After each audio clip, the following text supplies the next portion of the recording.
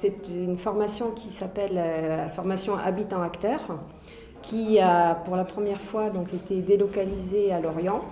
C'est une opération pilote que l'on a menée dans la continuité d'une formation qui existe au niveau national depuis plusieurs années maintenant. Il y a eu cette volonté de la délocaliser pour aller au plus près des besoins des territoires. Parallèlement et sur des problématiques spécifiques.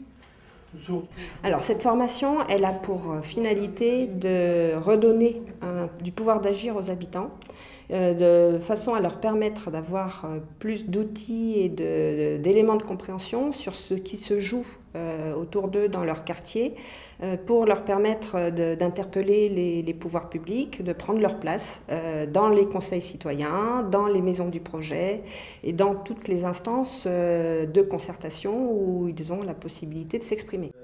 Il y a des grandes gueules, il y a des gens qui parlent moins, ça c'est pas grave, mais en même temps, chacun argumente pour sa position personnelle, et ça c'est pas top.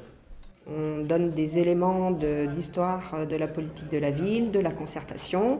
On leur apprend également des méthodes qu'on appelle diagnostic en marchant, où on va sur les quartiers observer avec de visu en fait les dysfonctionnements, les aménagements qui ont pu être faits et leur adéquation aux réels besoins sur le quartier. On ne peut pas former l'ensemble des conseils citoyens à travers cette formation, mais l'idée c'est d'avoir des habitants relais qui vont pouvoir diffuser au sein de leurs instances, de leurs conseils, pour être un petit peu des aiguillonneurs et puis des fers de lance avec l'ensemble de leurs concitoyens. Toutes les personnes viennent d'un quartier prioritaire de la ville avec un projet en rue, sont membres du conseil citoyen, et donc ont pu postuler sur la base de ces critères-là. Il y a une chose importante également que je n'ai pas dite, c'est qu'on a imposé à toutes les personnes d'être en immersion pendant 3 jours, c'est-à-dire que même si elles habitaient tout à côté, on leur a demandé de rester sur place pendant les 2 soirs de la formation, de façon à intensifier les relations, les échanges entre eux-mêmes et également avec les formateurs qui sont restés sur place.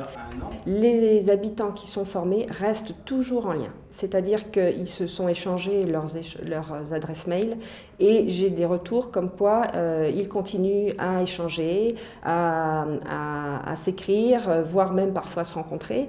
Et donc l'idée là en plus on est sur la proximité, c'est la même région, alors qu'au niveau national les personnes viennent de tous les coins de l'Hexagone, voire même des DOM. J'ai entendu les différents stagiaires indiquer qu'ils restaient en contact.